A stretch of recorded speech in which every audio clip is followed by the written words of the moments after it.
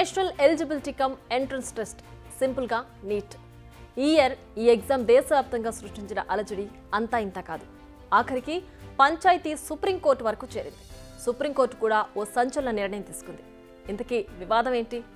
సుప్రీంకోర్టుని ఇచ్చిన ఆదేశాలేంటి? ఈ నిర్ణయంతో విద్యార్థులకు న్యాయం జరిగినట్టేనా లేదా?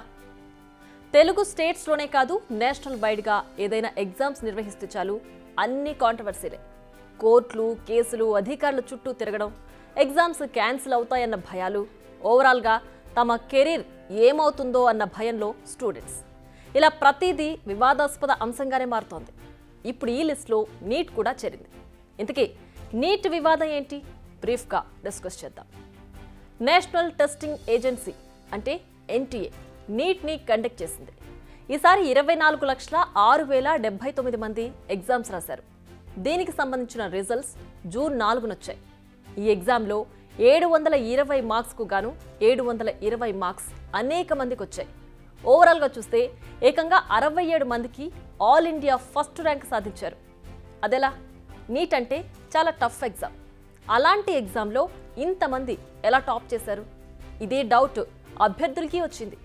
ఉద్యమం మొదలైంది, ఆరా తీయడం మొదలైంది. టాప్ చేసిన 67 మంది స్టూడెంట్స్లో కొందరు ఒకే ఎగ్జామ్ సెంటర్ నుంచే ఉన్నారు. ఎగ్జాక్ట్గా చెప్పాలంటే హర్యానాలోని ఒకే సెంటర్కి చెందిన 6 టాప్ చేశారు. యూపీ, తమిళనాడు, కర్ణాటక, గుజరాత్లకు చెందిన ఆల్ ఇండియా టాపర్లు కూడా ఒకే సెంటర్లోనే ఎగ్జామ్ రాశారు. ఇక టాపర్స్కు గ్రేస్ మార్క్స్ కూడా యాడ్ అయ్యాయని ఎన్టీఏ చెప్పింది. కానీ దానికి చెప్పిన రీజన్స్ అస్సలు కన్విన్స్ అయ్యేలా లేవు. సెంటర్లో ఎగ్జామ్స్ ఆలస్యంగా ప్రారంభం అవడంవల్లే గ్రేస్ మార్క్స్ కలిపామంది ఎన్టీఏ.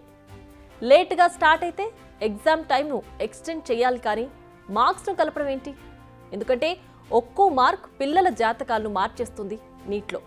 అందుకే ఉద్యమం మొదలైంది. కేసు కోర్టుకు చేరింది. ఇక సుప్రీంకోర్టులో కొన్ని ఇన్స్టిట్యూట్ యాజమాన్యాలతో పాటు కొందరు ఇండిపెండెంట్గా కూడా పిటిషన్లు వేశారు. కొందరేమో కౌన్సిలింగ్ను ఆపేయాలన్నారు, మరికొందరు మళ్లీ ఎగ్జామ్ను నిర్వహించాలని అన్నారు. బట్ సుప్రీంకోర్టు మాత్రం సంచలన నిర్ణయం తీసుకుంది. కౌన్సిలింగ్ను ఆపేది లేదని తెలిపింది. అట్ ద సేమ్ టైం ఎన్టీఏకు అక్షంతలు చేసింది. ఇదేనా ఎగ్జామ్ నిర్వహించే పద్ధతి అంటూ. అయితే ఎన్టీఏకి కూడా కీలక నిర్ణయం తీసుకుంది. అదేంటంటే ఎవరికైతే గ్రేస్ మార్కులు కలిపారో దాన్ని రద్దు చేసింది. మొత్తం 1,563 మంది విద్యార్థులకు గ్రేస్ మార్కులు యాడ్ చేసింది ఎన్టీఏ. ఇప్పుడు ఈ మార్కులు రద్దు కానున్నాయి. అయితే వారు నష్టపోయామని ఫీల్ అయితే మళ్లీ ఎగ్జామ్ రాసుకునే అవకాశాన్ని కల్పించింది. వారు జూన్ 23న ఎగ్జామ్ రాయొచ్చు. జూన్ 30న రిజల్ట్ ఇవ్వనున్నారు. బట్ కౌన్సిలింగ్ను మాత్రం ఆపేది లేదు. మరి ఆ 1,563 మంది ఎగ్జామ్ రాస్తారా, రాయరా అనేది వారిష్టం. రాస్తే ఏమవుతుందో తెలియదు, కానీ రాయకపోతే మాత్రం వారి ర్యాంకులు అయితే 100ల్లో లేదంటే 1000లోకి పడిపోతాయి. వారి సీట్లకు వచ్చే విషయంలో పెద్ద నష్టమే లేదు. ఇది కాదు, ఇక్కడ అసలు పంచాయతీ విద్యార్థుల్లో ఎన్టీఏపై నమ్మకం పోతుంది. ఎగ్జామ్ రాయాలంటేనే భయపడే పరిస్థితి వస్తోంది. ఈరోజు సుప్రీంకోర్టు ముందు ఎన్టీఏ నేరుగా ఒప్పుకున్నట్టే కదా. తాము చేసిన పని తప్పని, గ్రేస్ మార్కులు కలపడం అనేది తప్పని ఒప్పుకున్నారు కాబట్టే వెనక్కి తీసుకున్నారు కదా. మరి స్టూడెంట్స్కు అన్యాయం జరిగినట్లే కదా. కోర్టుకు వెళ్లారు కాబట్టి విషయం బయటపడింది. వెళ్ళకపోయింటే కొందరు విద్యార్థులకు అన్యాయం జరిగేది కదా. ఇదేనా? ఎన్టీఏపై మొదటి నుంచి వివాదాలే. ఫస్ట్ పేపర్ లీక్ అయ్యిందన్న ఆరోపణలు వచ్చాయి. ఆ తర్వాత ఆన్సర్ కీని తప్పుగా రిలీజ్ చేశారు.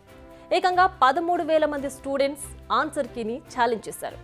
అయితే సుప్రీంకోర్టులో ఈ పంచాయతీ తెగలేదు. విచారణ ఇంకా కొనసాగుతూనే ఉంది.